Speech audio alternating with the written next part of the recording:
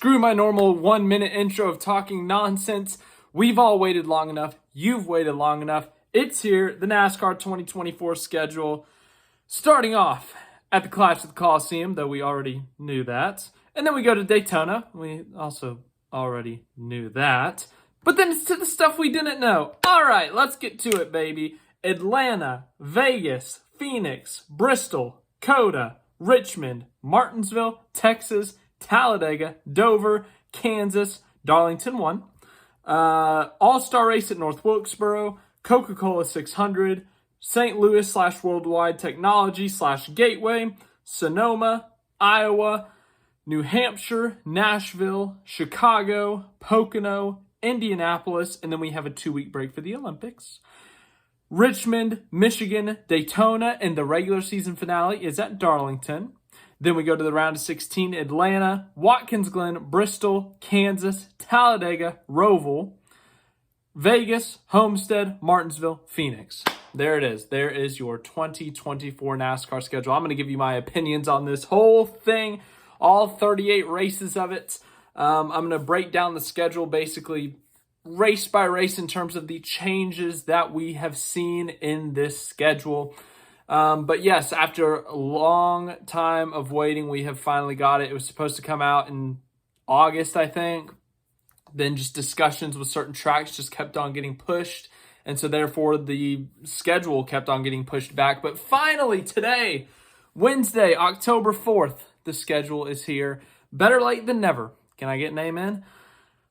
Someone said amen, surely. But yes, let's go right to the beginning. As I said, we already knew about the Clash in Daytona being there. No shock, fine by me. But then the first change we see is Atlanta right after Daytona. About 5 or 6 years ago, this is where the Atlanta slot was, back when Atlanta had one race on the schedule. For a few years there, they were the second race of the season. Well, now we have shifted Atlanta back to that slot, but Atlanta has 2 dates now. We will talk about that second date in a minute. But starting off the season with 2 super speedways. Remember, Atlanta, after the 2021 season, got a repave, also got a reconfiguration. They elevated the banking in both sets of turns. And now it is a super speedway. They run the super speedway package. They run in a pack. It's 1.5 miles in length, but it's a super speedway in racing. So starting off the season with 2 super speedways is certainly a choice. With this entire schedule, I want all of you to give me your brutally honest opinions because I'm going to be giving some of my own down the road here. Respect each other's opinions. I'll say that as well. Even if you disagree with me, I will respect your opinion. And if you disagree with me, I expect you to do the same. Love to hear your thoughts on the schedule. Would love to hear your thoughts on whether it's early in the season or the playoffs, but we're going to talk about it all, as I said. So that first thing, 2 back-to-back super speedways. Some teams, their paychecks, or not their paychecks, their checkbook is going to be very worn out after week 2 of the season, seeing 2 super speedways. Yeah, that's a decision for sure. If it was old Atlanta, I'd say cool, whatever. It's a normal 1.5 miles, cool. But with new Atlanta, starting off with 2 super speedways, we could get 2 wild card winners in the first 2 races. Like, could you imagine if race 1, like, I don't know, Ty Dillon wins the Daytona 500. He might not even be in the car next year. But just let's look at the 2023 driver lineup. Let's say Ty Dillon wins the Daytona 500. And then we go to Atlanta. And then, I don't know, like Todd Gilliland wins Atlanta. We've got 2 playoff spots taken already. And it's Todd Gilliland and Ty Dillon. That's a very high possibility, except for Ty Dillon might not have a seat next year. So fill that in with someone else like Corey LaJoie, I guess. But yeah, starting off with 2 super speedways is something. Then we go to the West Coast Swing. Of course, Auto Club not on the schedule this year after being or might be renovated to a short track. The future of Auto Club is still in the air. So the West Coast Swing is now only 2 races. I really thought they were going to shift Sonoma to this West Coast Swing, but that is not the case. Sonoma is in its normal slot. We'll get to that in a minute. But we see Las Vegas and Phoenix. Vegas has traditionally been the second or third, usually the third race of the season. Even back when Atlanta was the second race of the season, the West Coast Swing would start at Las Vegas. So Vegas, once again, that spring race, traditionally the third race of the season, holding the same spot. Same situation for Phoenix. Right after that, once again, I would like to see the championship race only be used once in the schedule. Brutally honest, I would like to see every track only be on the schedule once. I think it would make for an opportunity to have a very diverse schedule, to go to different facilities that we haven't been to in a while, or, if you want to explore more, like the Chicago Street Race, stuff like that. But unfortunately, that's not the case. But Phoenix still early in the season. Then we go to Bristol. Of course, that will be the Bristol concrete track. The Bristol dirt race is no more. And something else that's interesting on this schedule, no dirt on this schedule. No Eldora, no other dirt track being used. I thought Bristol dirt was fun. I know a lot of you didn't. I love to see another concrete Bristol on the schedule. But once again, I was a little disappointed to see Bristol dirt go. But it means we get a new Bristol concrete date back. So I'm fine with that. I'm happy with that. And, I wish they did something with dirt, but maybe it was just too short notice. Maybe we'll see it back in 2025. Not Bristol dirt, but a dirt track in general. Then after Bristol, we go to the Circuit of the Americas. They keep their normal slot. That used to be the Texas Motor Speedway spring date back when they had 2 dates. But COTA has since taken that over. Then we go to Richmond. I think that's Easter Sunday night. So that is going to be a nighttime start. I think when I showed you the original graphic, it had all the start times for the races. So you can go back and look at that. I don't know if I'm showing it right now. I haven't edited it yet because I'm in the middle of recording this. Then after the Richmond Easter dates, we have Martinsville in its normal spring slot. Then we have Texas. As I just said, Texas Motor Speedway used to have 2 spots on the calendar, the late March date and the playoff date. The playoff date used to be late October, early November. Then it got shifted up to early October. Then it got shifted to late September this year. And, this year it was the only date at Texas Motor Speedway for the Cup Series. Well, now that one and only date has been shifted to the spring. So Texas not in the playoffs. We'll talk about their replacement here in a bit. But Texas now in the spring in mid-April. Talladega holds its normal slot, the kind of early or mid to late April. They hold their normal spot. Dover holding its normal spot. Kansas 1 holding its normal spot. Darlington 1 holding its normal spot. The All-Star race returning to North Wilkesboro. We talked about that last week. Once again, I'm happy to see North Wilkesboro back on the schedule. It's going to be repaved. I think that's a fun idea, especially for the All-Star race. Coca-Cola 600 in its normal spot. No surprise there. If they change that, there would be riots. Worldwide Technology keeping its normal spot. Sonoma keeping its normal spot. And then Iowa. So NASCAR the last few years has only had 1 off week, and that has been on Father's Day. Well, this year, Father's Day is going to be race day for the first time in, man, I really don't know how long it's been since there's been a race on Father's Day. As long as I've watched NASCAR, Father's Day is usually a guaranteed week off. But this year they will be racing on Father's Day at Iowa for the first time in Cup Series history. We talked about this a couple days ago. I love that they're going to Iowa. I don't know how the cars are going to race there because the next gen has not been great at short tracks. But it's a new area for the Cup Series. It's a new track for the Cup Series. I think it's fun. I think it's going to be exciting. Then we see another shift in the schedule. I've already talked about a couple of shifts, talking about Texas going from the fall to the spring. We've talked about Atlanta 1, which usually was in that kind of March area, moving up to late February. Well, now New Hampshire, which has traditionally, ever since it got moved to the 1 date, they are another track that used to have 2 dates that now has 1 date. They were in the middle of July 16th, 17th. That's usually about the time that their race was held.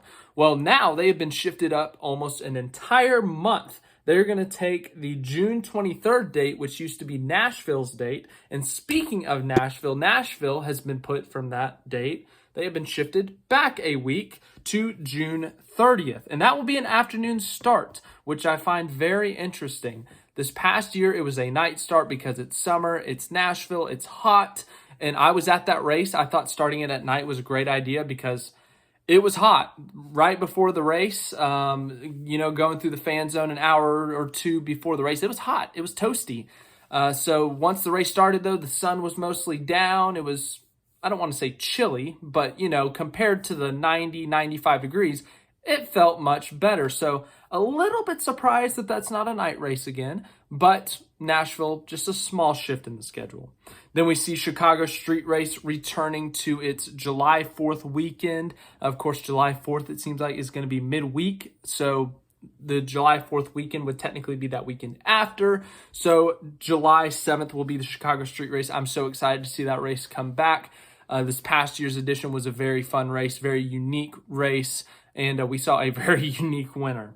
Then we see Pocono. Pocono takes over New Hampshire's former slot. Then we see the Indianapolis Oval return. It will be on July 21st. We already knew that.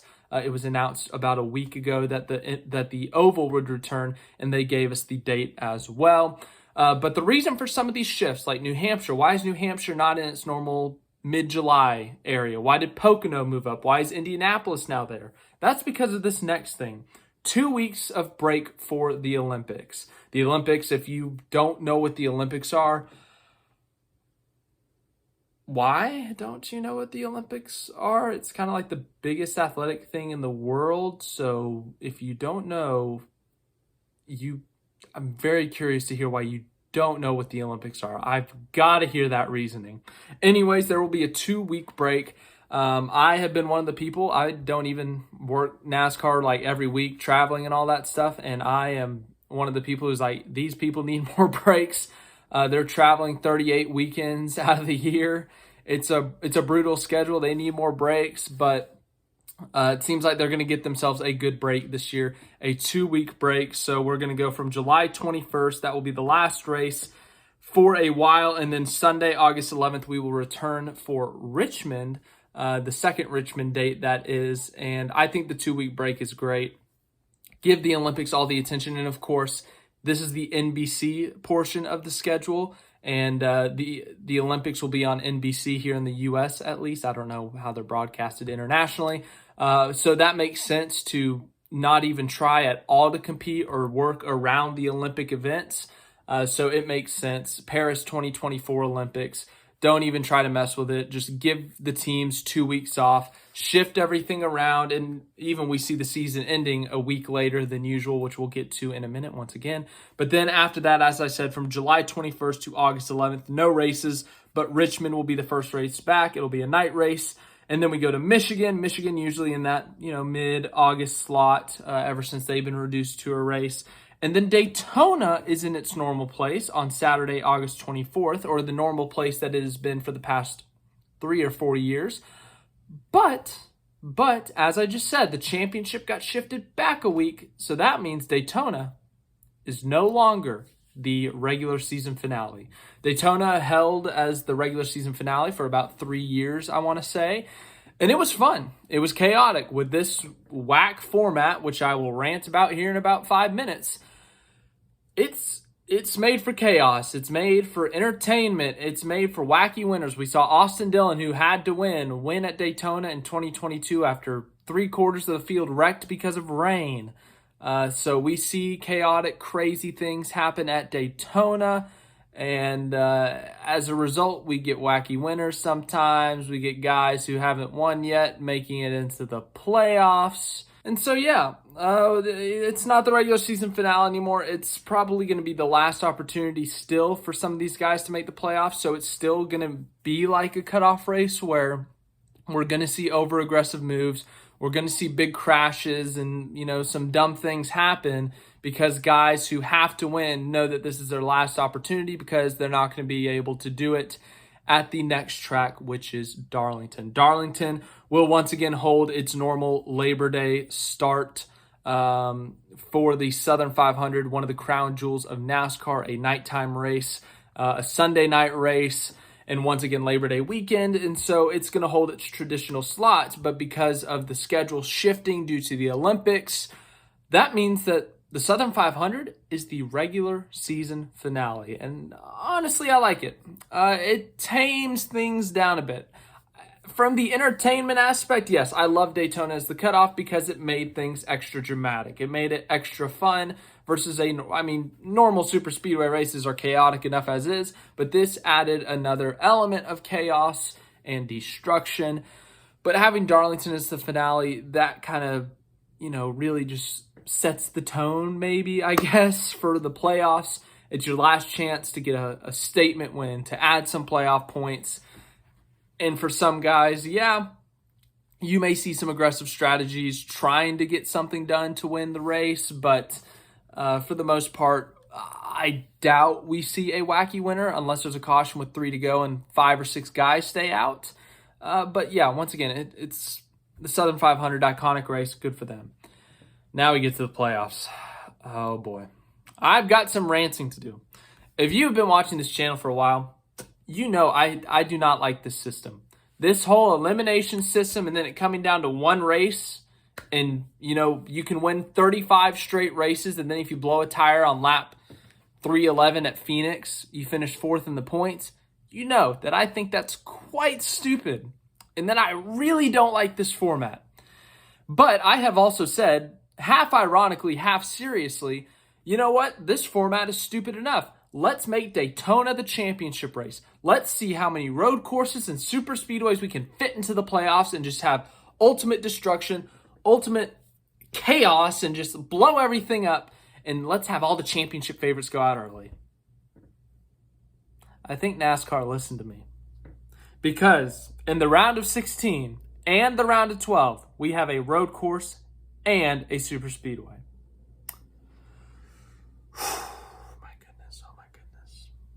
Atlanta's now super speedway. It's the playoff opener.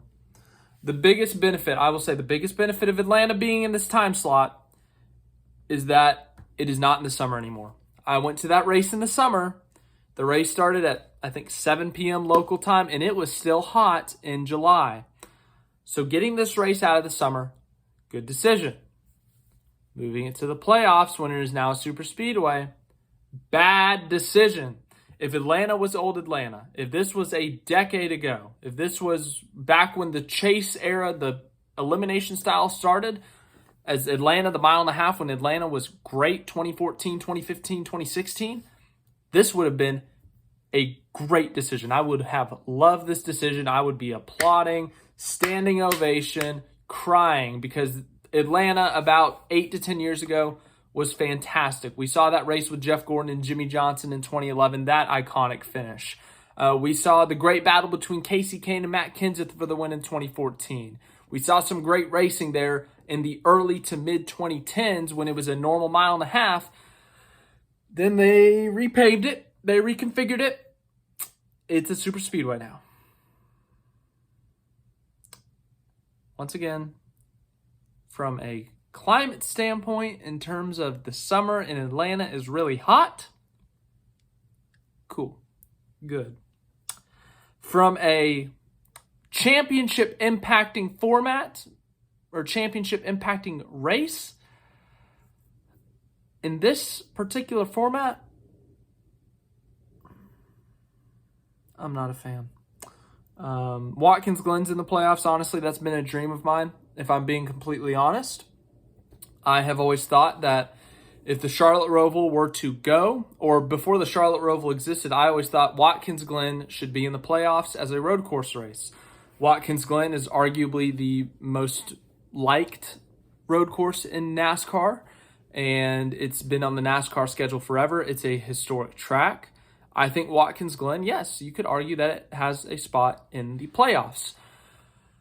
So yeah, I love this track. It's my favorite road course, probably either Watkins Glen or Coda or the Roval. Those are my top three. On spot, I'm gonna say Watkins Glen's number one for all the reasons I just listed. I love to see it in the playoffs. I do. However, with the Charlotte Roval not going away, as there were some rumors that the Roval was gone, the Roval was not going to come back next year. When I saw Watkins Glen on the schedule, I was like, okay, that means Charlotte, the second Charlotte race is going to be an oval race. That is your road course race in the playoffs. Not the case. Yeah, look at the road courses in NASCAR in terms of our winners. Yeah, we still have, heavy hitters winning the races. William Byron, the championship favorite right now, he won at Watkins Glen just a few weeks ago. You look at Sonoma, Martin Truex Jr., another championship favorite. He won there. But road courses can be wild cards. We have seen A.J. Allmendinger win a couple of road course races when he was not in championship contending cars or championship contention. We have seen, like Marcos Ambrose, a road course ringer. We've seen Shane Van Gisbergen, a road course ringer, win at these road courses. And also road courses can just produce chaos from a standpoint of fuel mileage, different strategies. So the road courses are a wild card in a different sense. And with this next-gen car, they haven't raced great there, but if they can improve the racing, that would add another element. And when we're setting up for a championship, I feel like we should do what we do the rest of the season, which the majority of the season is ovals, short track ovals, and intermediate ovals. If I had to guess, that's 70% of the schedule. If I had to put an estimate on it, I could do the real math, but that would take too long. And also I'm bad at math. But in the playoffs, 40% of the playoffs are non-short track or non-intermediate track ovals. In fact, I'm going to change that number earlier. I'm going to say 75% of the schedule is intermediate or short tracks. So 60% of the playoffs is intermediate or short tracks. It's a pretty big drop-off. We've seen so much happen in what the round we're currently in right now with Talladega, the Roval, and then usually the first race being a mile and a half like a Texas or a Kansas. We have seen so much happen in the last 5 years with those two races in a round alone. Now we are basically duplicating that. I like that NASCAR wants to make things crazy. They want their March Madness moment. Everyone wants to see a 1 seed lose to a 16 seed. Everyone loves seeing Fairleigh Dickinson beat Purdue this year. NASCAR is not the NCAA tournament. NASCAR is NASCAR. It is auto racing. I've never been a fan of this playoff system. It's fluky. It's too, as Denny Hamlin once said, Mickey Mousey. It's just too not normal for auto racing. Auto racing, every other motorsport runs a traditional championship season-long format. And for me, that makes the championships more iconic. You look at F1, 2021, Lewis Hamilton versus Max Verstappen. Do you think if they had an elimination format where Max and Lewis, are just winning races, guaranteeing themselves into the next round, they don't have to worry about certain races, do you think that championship battle is as iconic? Probably not. Hot take, maybe. Yeah, sure. In the natural thing, it came down to the last race and whoever finishes higher, whatever, just like how the current format sits for NASCAR. But it naturally played out that way. There were, 22 races in the 2021 season. It came down to the final race naturally. These two guys were winning every other week. Lewis would win 1 week, Max the next. Max would win 2 in a row, Lewis would win 2 in a row. It came down to the last race, 0 points in between them. They didn't need any BS championship format. Anyways, round 12 is the same, or instead of Texas being the opener, Kansas is the opener. That's fine by me. Kansas has great racing ever since the next-gen car. It's a great racetrack. Cool. Talladega and the Roval being the same round. The same wild card that we've seen before. Not too big of a shock. There was a lot of talk. Would the Roval get replaced by the Oval? Would Charlotte go back to 2 oval dates? I personally love the Roval. I think it's the most unique racetrack in NASCAR. The road course element and then also having the Oval involved for a good amount of the track. It's just a completely different road course than, a Watkins Glen or Sonoma. And it makes me appreciate it more. I love having it in the schedule. I love seeing that race, even though last year's race was not particularly great because the next-gen car is not good at road courses. And I feel like that's a lot of reaction. The next-gen car has been great on the intermediates like the Charlotte Oval. It has been bad on the road courses like the Charlotte Roval. And I feel like people are overreacting, saying get rid of the Roval, bring the Oval back. Because what happens when we go to the next car and the next car sucks on intermediates and it's great on road courses, people are going to ask for the Roval back. I don't think we should get rid of the Roval. Keep it on the schedule, and we'll be fine. So, that's that. And then as for the round of 8's perfect. If the true championship contenders get here, like, your Joe Gibbs Racings, your Hendricks, Penske, even add the new teams like 2311 and Trackhouse. If they make it to this round, we will truly see the best of the best rise to the top. We have Vegas 1.5 miles, Homestead 1.5 miles, Martinsville a short track. I've loved this round of 8 ever since this round of 8 was made. And no complaints about that. I know I've been complaining a lot about the playoffs here, but no complaints about that round. And then Championship Phoenix, we already knew that on November 10th. Move the championship round, would you? Anyways, a lot of ranting in this video. A lot of upsetness. I know this video has gone a long time, but we talked about the entire NASCAR schedule, all that time of waiting, and I just talked about it for about 30 minutes. So hope you enjoy this video. Like, subscribe. If you're new to the channel, welcome. I hope you're having a great day. Once again, let me know your opinions in the comments. I want to hear your opinions on the 2024 NASCAR schedule, whether you like it, you dislike it, you're kind of in between. I want to hear your opinions. I want to hear what races you're going to next year.